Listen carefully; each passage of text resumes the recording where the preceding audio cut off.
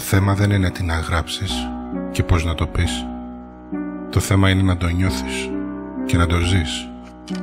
Το θέμα δεν είναι να δημιουργείς αν δεν το χαίρεσαι. Το θέμα είναι να θέλεις να αλλάξεις και ας καίγεσαι. Αλλάζω λοιπόν. Αλλάζω. Λέω όχι και φεύγω από την ασφάλεια και την ανημπορία της σιγουριάς μου. Λέω όχι για να θρέψω όλα τα ναι που αδίκησα στη ζωή μου. Λέω όχι στο φόβο του πόνου που έρχεται. Λέω όχι στο βάρος της ισότητας το έγιναν μόνο στους δικούς μου ώμους. Σ' όσους το στέρεο των στερεοτύπων κοιμάται ήσυχο στη δική τους εκδοχή.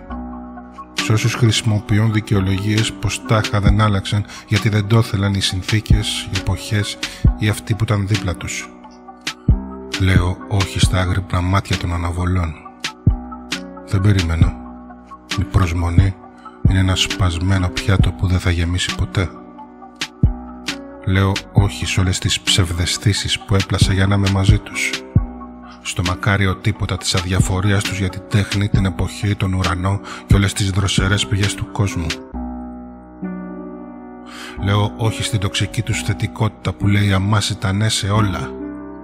Στις δαγκάνες της μικροπρέπειας που ξεγελιέται και θαρεί εχθρό το απέραντο. Σ' όσους που στο όνομα της οικογένειας έκρυψαν την απουσία ονείρων και μοναδικότητας. Που στο όνομα του φόβου έπνιξαν κάθε σύμπραξη για επικοινωνία και δημιουργία και απόμειναν ένα δάχτυλο και μια μπάκα που ολοφουσκώνει και σκρουλάρει από απληστία και ανυπαρξία.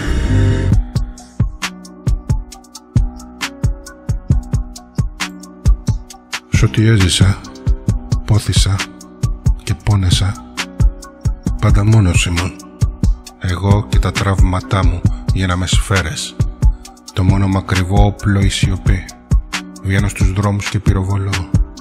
Πέφτει νεκρός ο θόρυβος το απόγευμα, οι όμορφες λέξεις στο μάταιο.